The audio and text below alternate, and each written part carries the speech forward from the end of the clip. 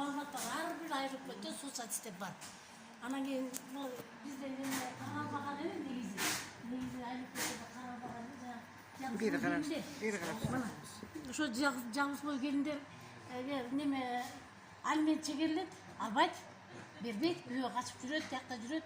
Мен 90-жылдан бери жилсвет болуп иштейм. Мен Булак айыл өкмөтү АДКда Денсаулык комитетинде иштейм. Ошо эл менен көбүрөөк аралашам. Мурда социалдык коргоо башкармаларында соцсадист болуп иштегем. Мен пенсияга кеткениме байланыштуу азыр клубда иштеп атам. Анан кийин анан мага көбүрөөк кишилер кайрылган. Ыйлашты дагы. Мен берге департаментке чейин келдим.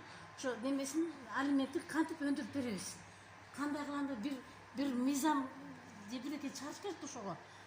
Ошону ата ажыраштуу төлөсүн. Атасы эне атасы төлөй албайт, анан хотя ошо жерин берсин. Ошо жер күйөөнүн жерилиши бар да. Бир үйдө экиден неме баласы бар, алимент албай өтүп кетти, кыздар уже чоңоюп калышты.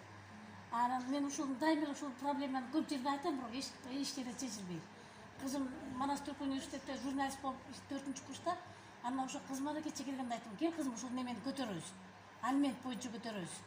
Ушул барлык эле жалгыз болуп, мен инвалидтерге пособие бар, пенсия бар, бул жардамдар бар.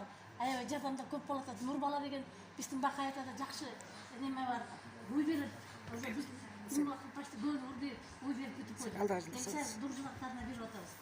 Анан ушул алимент жүрөгүмдө өйт да неги дайым эле. Канча кыздар алимент албай ыйлап балдар чоңоюп кетти. Ким атыңыз? Атым Сатыбалдиева Зулайка, мен Булак айыл өкмөтүндө өзүм уже 65-ке чыгып пенсия чыкканына 8-9 жыл болуп калды. Биздин эл көйгөйүнө кош келдиңиз. Ушундай сизге окшогон патриот, ушундай жүрөктөрү таза, ушундай эл